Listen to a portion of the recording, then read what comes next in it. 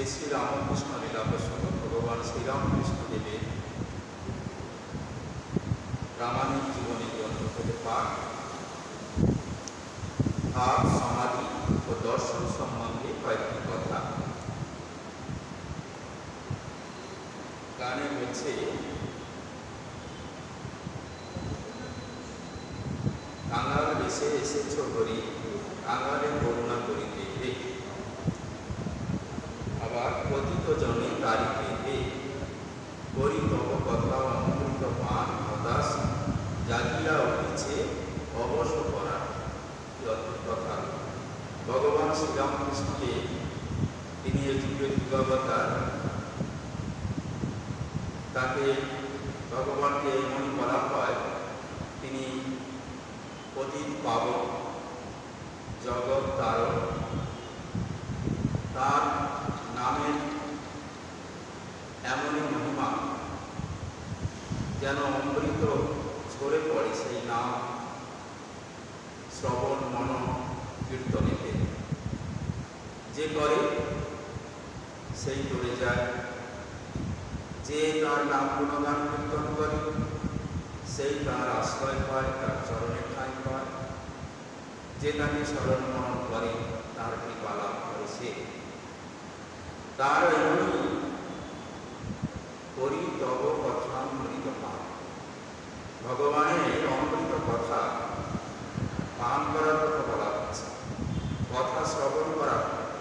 এখানে পান করা কেন বলা হলো? তার কথা, তার উপদেশ অমৃত স্বরূপ, তাই পান করার কথা বলা হলো। অমৃত পান, কথা অমৃত পান করে জাগিয়া উঠিছে অবশ করা। এই যে জগৎ সংসারে যে গ্লো অ্যান্ড কিক, মুখোমুখি ধাক্কাধাক্কি, মান অপমান, রাগ দেশ হিংসা, লোভ মোহ ক্রোধ কাম, এই যেগুলি আমাদেরকে, এই জীব সকলকে অহরহ পিষে দিচ্ছে। প্রতিটা মুহূর্তে এই জগৎ সংসারে, এই জগৎবাসী জীব আমাদেরকে এগুলি অহরহ আমাদের যেন পিষ্ট করে চলেছে, কষ্ট দিয়ে চলেছে। সুখ খুঁজে খুঁজে এদিক ওদিক ছুটে কোথাও আর পাওয়া যাচ্ছে না। অবশেষে হতাশ হয়ে পড়েছে, এই দেহ মন যেন অবশ হয়ে পড়েছে, কিছুতেই আর শান্তি আসে না। তখন একমাত্র তোমারই নামেতেই, তোমারই কৃপায়, তোমার নাম কীর্তন করে, তোমার কথামৃত পান করে সেই অবশ প্রাণ আবার যেন জেগে ওঠে। হ্যাঁ, আমি জীব, এ জগতে আমি এসেছি, তোমারই কৃপায় মানুষ জন্ম আমার হয়েছে।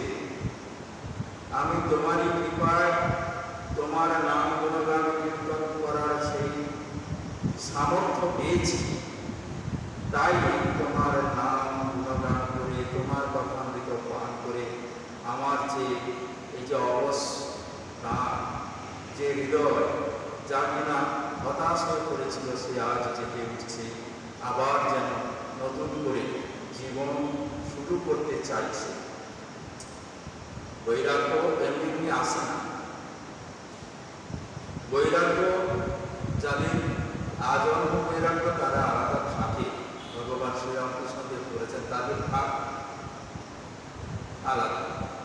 জীব, এই যে বদ্ধ জীব, মুক্ত জীব, এইসব কথা বলা হচ্ছে। যারা মুমুক্ষু জীব, এক ধরনের জীব যারা জালে বাধা পড়েই আছে, সেই বদ্ধ অবস্থায় থেকেও হচ্ছে বেশ আছে।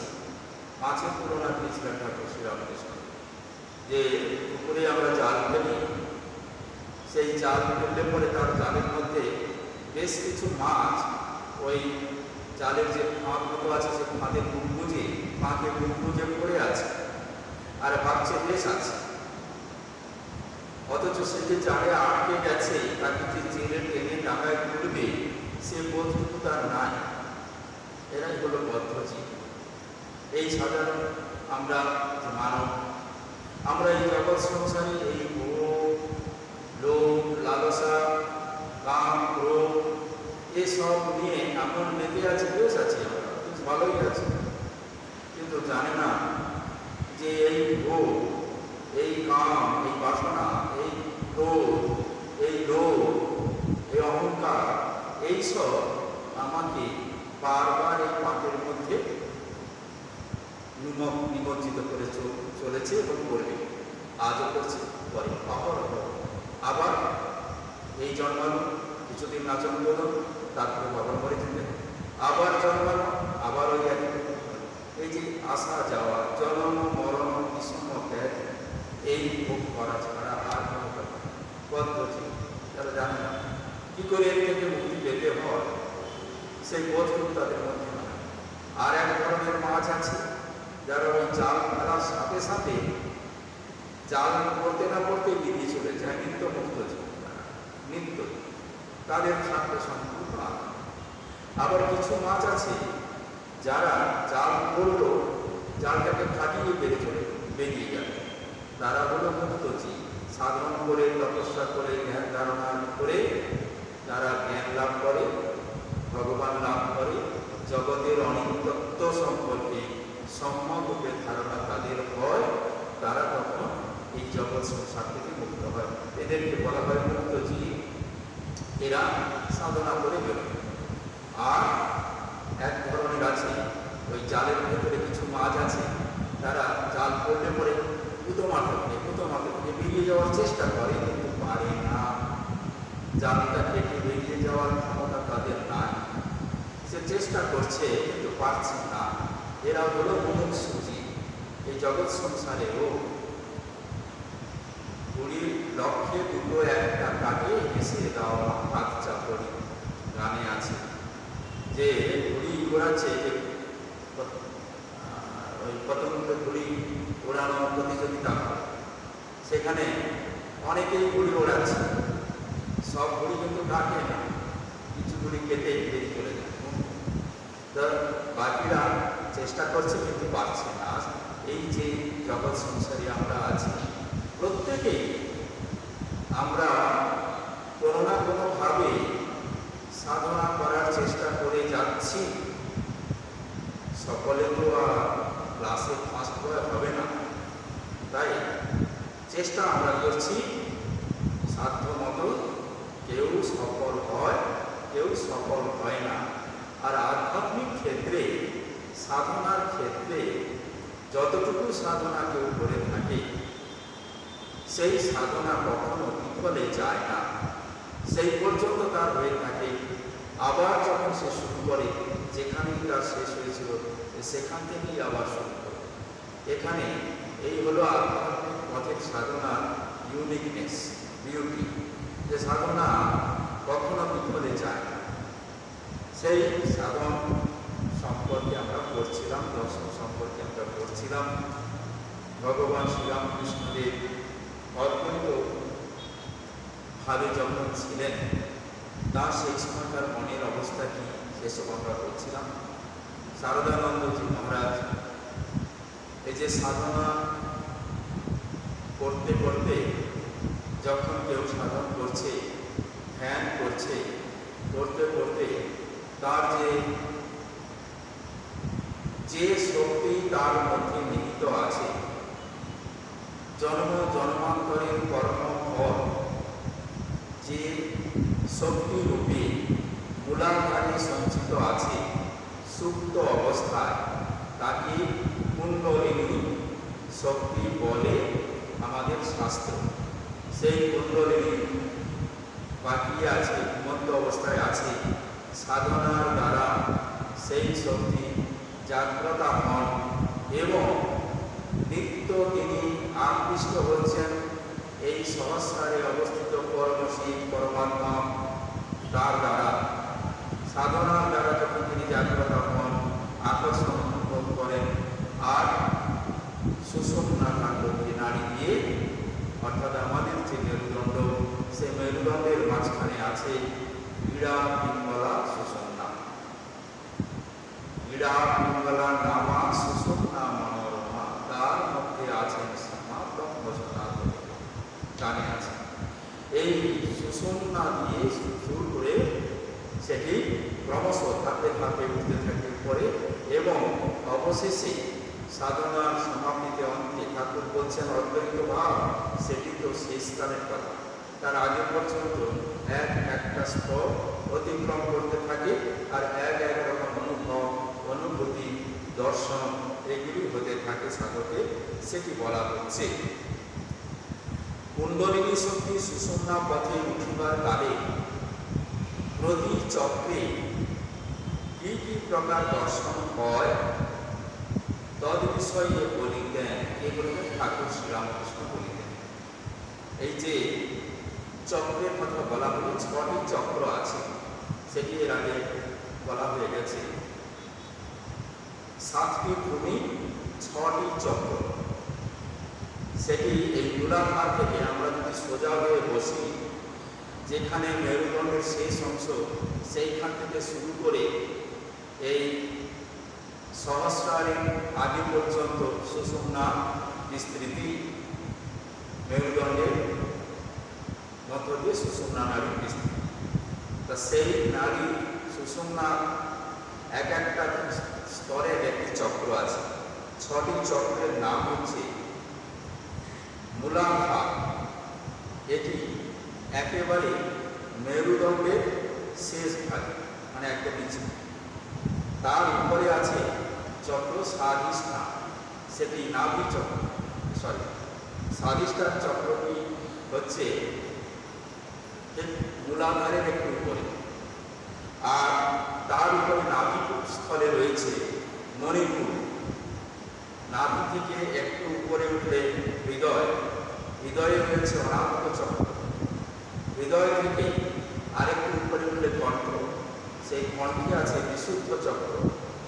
তার থেকে আরেকটু উপরে উঠলে ভূমধ্য, সেটি হচ্ছে আজ্ঞা চক্র। এই হলো 6টি চক্র: মূলাধার, স্বাধিষ্ঠান, মণিপুর, অনাহত, বিশুদ্ধ, আজ্ঞা। এই আজ্ঞা চক্রে ভূমধ্যে যখন বলা হচ্ছে ভূমধ্য, মানে এখানে তখন আসছে না, এর বরাবর সুষুম্নার যে স্থানটি, নাভি বরাবর সুষুম্নার যে স্থানটি, হৃদয় বরাবর সুষুম্নার যে স্থানটি, এই বুঝতে হবে। এইসব জায়গায় কত চক্র আছে। তো সেই একটি চক্র ভেদ করে যখন এই কুণ্ডলিনী শক্তি সহস্রারের দিকে ওঠে, কি অপূর্ব কথা! ঠাকুর তার যা অনুভব হয়েছে সেগুলি তিনি তার এই সন্তানদেরকে বলছেন, বোঝাচ্ছেন। কিন্তু শেষে কি হয়, এই আজ্ঞাচক্র বেরোলে, মন যখন আজ্ঞাচক্র ছেড়ে সহস্রারের দিকে যায়, তখন কি অবস্থা হয় সেটি আর তিনি বলতে পারেননি। সেটি বলছেন, কি বলছেন যে বেদান্তে আছে সপ্তভূমির কথা। এক রকম দর্শন হয়। মনের স্বভাবত নিজের 3 ভূমিতে ওঠানো। আমাদের মনের স্বাভাবিক অবস্থান হচ্ছে, अच्छा सबको ये बात समझ रहे हैं ना? सब अच्छा, मैं हिंदी में थोड़ा बता देता हूँ। ये जो मन है ना, हमारा मन का स्थान है भ्रूमध्य, ये आपका चक्र। मन यहाँ रहता है, मन का अवस्था एक भ्रूमध्य। लेकिन मन की गतिविधि हमेशा नीचे की तरफ, ये लिंग नाभि, ये तीनों में हमेशा रहता है। यही मन को साधन करके ऊपर हृदय, कंठ और भ्रूमध्य में फिर उनका स्थान में लाने का कोशिश करता है साधन करते करते। तो वही चीज बोलते हैं जे मन स्वभावतः ही निम्न भूमि, नीचे का जो 3 भूमि है, जो स्वाधिष्ठान, मूलाधार और मणिपुर, मूलाधार, स्वाधिष्ठान और मणिपुर, ये 3 चक्र में घूमते रहते हैं। मतलब जागतिक विषय में मन हमेशा रहना चाहते हैं, स्वाभाविक गति। এই 3 ভূমি ছাড়িয়ে যদি হৃদয়ে ওঠে तो তখন তার ज्योति दर्शन हुआ। जब साधक साधन करते हैं, साधन स्वाहाय मन के ऊपर जब संयम करते हैं, मन संयम जिसको बोलते हैं, जिसको कंसंट्रेशन ऑफ माइंड बोलते हैं, तो मन संयम करते करते वही मन धीरे धीरे आगे ऊपर। आप जानते हैं भारी चीज नीचे पड़ा रहता है, जितना हल्का होगा होते जाएगा वो उतना वो ऊपर जाते रहेगा। जैसे कि बर्फ भारी नीचे रहेगा, फिर वो जल होगा तो वो थोड़ा हल्का हो जाएगा, जल जब वायु हो जाएगा तो ऊपर चला जाएगा। इस तरह से मन शुद्ध संस्कृत होते होते हल्का होने लगा तो वो धीरे धीरे हृदय तक, जब हृदय में आता है मन तब ज्योति दर्शन होता है। साधक बोलते ज्योति दर्शन, किंतु हृदय कखनो कखनो उठलेও मन आबार नीचेर 3 भूमि সেই লিঙ্গ বিছনা দিকে নেমে আসে। वो मन साधक साधन करते करते हृदय तक तो आएगा, लेकिन यहाँ ज़्यादा देर तक नहीं कर सकता, क्योंकि उनकी मन की स्वाभाविक गति है नीचे, जल ऊपर नहीं जा सकता, क्योंकि जैसे डाउनवर्ड गति है, तो ये मन फिर नीचे को चले जाते हैं, फिर आ जाते हैं संसार में, फिर उसको साधन करते करते उसको धीरे धीरे वो कंठ तक आ जाता है। जब कंठ में आ जाता है मन, इसका मतलब जब 5वां चक्र में आ जाते हैं, पंचम चक्र बोलते हैं विशुद्ध चक्र, विशुद्ध चक्र में जब आ जाते हैं मन, तो साधक को क्या लगता है, ये जो विषय समूह, विषय वार्तालाप अच्छा नहीं लगता। ये जगत संसार, पैसा, धन संपत्ति, दौलत, नाम, जस, ये सारी चीज उनको अच्छा नहीं लगता। क्या अच्छा लगता है? भगवान का नाम करना, भगवान का स्मरण मनन करना, भगवान का चिंतन करना, ईश्वर चिंतन, ईश्वर मनन और ईश्वर की वार्तालाप। भक्त लोगों के साथ ईश्वरीय वार्तालाप करने के लिए वो हमेशा के लिए लालायित रहते हैं, उनको वही अच्छा लगता है। भगवत प्रसन्न उनको अच्छा लगता है, कि जागृत प्रसन्न उनको अच्छा नहीं लगता। जब मन ये कंठ तक आ जाता है, फिर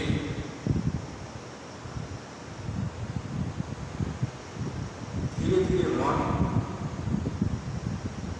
एक कंठ से फिर वो नीचे को जा सकता है। मन कंठ में भी ज़्यादा देर तक नहीं रह सकता, वो फिर नीचे चले जाते हैं। फिर साधक साधन करते हैं, फिर मन संयम होता रहता है, वो साधन करते करते वही मन आ जाते हैं। जब ध्रुव मध्य आज्ञा चक्र में जब आ जाते हैं, तब क्या होता है, कंठस्थानीय जो कि कारण ध्रुव मध्य उठे तो तार पर्वत होना।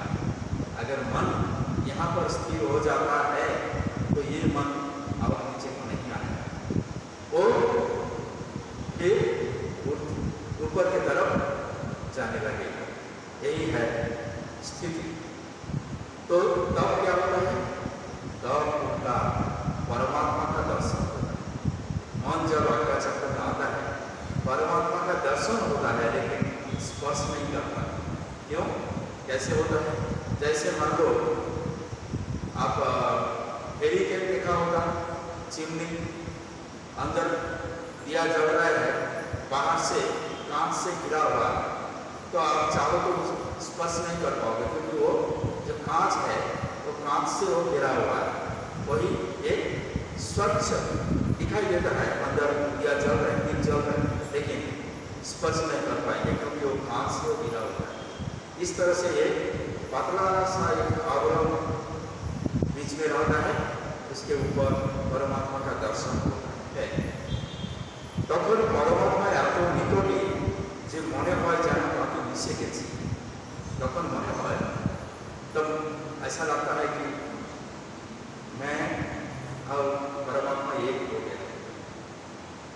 थोड़ा सा फिर अहम भाव रहता है, इसलिए सो हम बोल नहीं पाते, लेकिन जैसा कि ऐसा मालूम होता है जैसा कि एक हो गया, কিন্তু তখনও এক হয়নি। এখান থেকে মন যদি নামে তো বড়জোর কণ্ঠ বা হৃদয় পর্যন্ত তার নিচে আর नामবে না।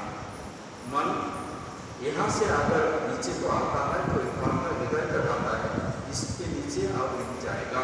जिनका मन संयम हो गया हो, मन के ऊपर कंट्रोल आ गया हो, उनका मन और नीचे को नहीं जाएगा। वो हृदय कंठ रोमंत्र यहाँ से ये अप डाउन करेगा। अगर जाएगा तो ऊपर, जब ऊपर जाते हैं आज्ञा चक्र सब छठा जो चक्र है, 6th साइकिल जब क्रॉस कर जाते हैं तो अब जाके कहा जाता है सहस्रार। सहस्रार में क्या होता है? सहस्र दल कमल, जो कमल है वो 1000 दल है, 1000 दल, सहस्र दल कमल। यही कमल में, कमल के ऊपर पौध है परमात्मा, परमेश्वर, परम शिव बैठे रहते हैं।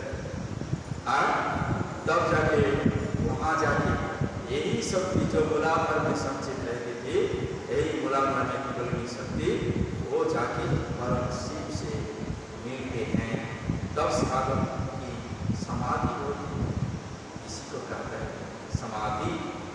और ये समाधि में जब होता है, ये समाधि साधारण साधक के लिए ही जब मन सहस्रार में मिलते हैं, परम शिव के साथ मिलते हैं, एकत्व अनुभव होते हैं, तो वही साधक का मन नीचे को आ नहीं आता। समाधि में ये शरीर उनका 21 दिन तक रहता है, 21 दिन के बाद ये शरीर नष्ट हो जाता है साधारण साधक के। लेकिन जो ईश्वर प्रति पुरुष होते हैं, महापुरुष होते हैं, अवतार होते हैं, वो लोग क्या करते हैं? वो लोग वहाँ से फिर आपस आते हैं नीचे को साधारण होने में। क्यों आते हैं? जगत कल्याण के लिए, लोक कल्याण के लिए वो नीचे को आते हैं। जैसे कि हम देखते हैं भगवान श्री राम कृष्ण देव 6 महीने तक यही अद्वैत भूमि में एक भाव से अवस्थित थे।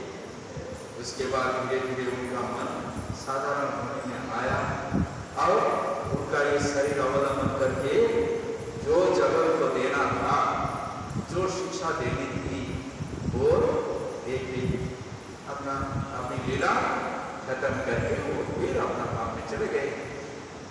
यही है भगवान या महापुरुष, ईश्वर प्रति या आधारित पुरुष और साधारण साधक के भीतर जो प्रभेद है, जो डिफरेंस है। ये साधारण साधक क्या होते हैं?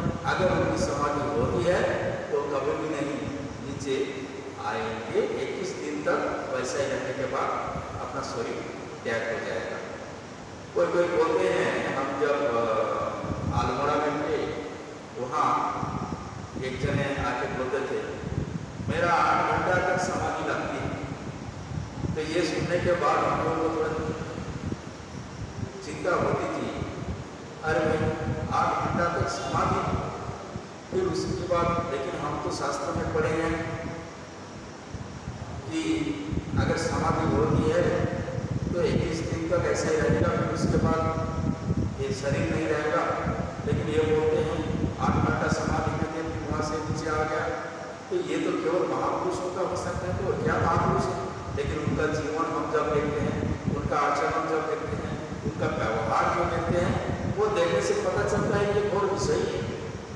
ये समाधि किसको बोलते हैं, समाधि किसको कहते हैं, इसके बारे में तो जानकारी ही नहीं।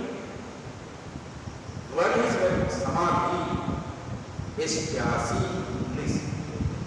समाधि क्या होती है? ऐसा आंख बंद करके बैठ के, कोई भी बैठ सकते हैं। जो लोग एक्सरसाइज करते हैं वो 8 घंटा 10 घंटा भी बैठ सकते हैं आसन करके बैठना, ठीक है, वो भी मन संयम होता है, वो साधन हो सकता है, लेकिन वो समाधि नहीं है। तो यही है, ये चीज यहाँ पर बताया गया है। जीव को लिया एकांत থেকে আর নাবে না, 21 দিন নিরন্তর সমাধিতে থাকবার পর ওই আড়ালটা বা পর্দাটা ভেদ হয়ে যায়, তার আর তার সঙ্গে একেবারে মিশে যায়। সহস্রারে পরমাত্মার সঙ্গে একেবারে মেশামেশি হয়ে যাওয়ায় सप्तम भूमि के होता, जो उपनिषद में बताया गया है सप्तभूमि। ये सप्तम भूमि में लीन होना, इसका मतलब वही होता है 21 दिन के बाद उनका शरीर त्याग हो जाना, यही होता है समाधि। ये चीज ठाकुर जी ने भगवान श्री राम कृष्ण देव, उनका जो अंतरंग शिष्य हैं, ये स्वामी विवेकानंद, ब्रह्मानंद, शिवानंद, शारदानंद आदि, इन लोगों को भगवान श्री राम कृष्ण देव ने ये समाधि तत्व को समझाया। और ये अपना जीवन में उनकी उपलब्धियां हुई, सिर्फ वही उपलब्धियां वो बताते हैं। लेकिन जब सप्तम भूमि में मन होता है, जब आग्राचक्र छोड़ के मन सहस्रार में जाता है, तब क्या होता है वो बोल नहीं पाते हैं। वो बहुत कोशिश किए, लेकिन बोलते हैं देखो भाई, मैं बोलना चाहता हूँ, लेकिन मेरा कंठ रोध हो रहा है, मानो माँ ने मेरा कंठ रोध करते हैं, बोलने नहीं देते। इसलिए ब्रह्म जो है, ब्रह्मानुभूति, ब्रह्म क्या है, इसी में नहीं बताया, क्योंकि कौन बताएगा? वहाँ जो ब्रह्म जो ब्रह्म को लाभ किया है, ब्रह्म ज्ञान का हुआ है, वो तो एक ही हो गया, बताने का कोई नहीं होता है। इसलिए ब्रह्म कभी भी उच्छिष्ट नहीं होते हैं। ये चीज भगवान श्री राम कृष्ण देव ने कहा। आज हम यहाँ पर पाठ समाप्त करते हैं। भगवान श्री राम कृष्ण देव के चरणों में यही प्रार्थना, जब हम जानते नहीं है समाधि क्या है, समाधि हमारा हो या ना हो, आपका श्री चरण में हमारी भक्ति हो, हमारी श्रद्धा हो, हमारे विश्वास हो, हमारा विश्वास हो और वो अटूट रहे, यही प्रार्थना करके आज की बात समाप्त करें। ओम निरंजनम नित्यानंदरूपम भक्तानुकंपादितविग्रहं वै ईशावतारम्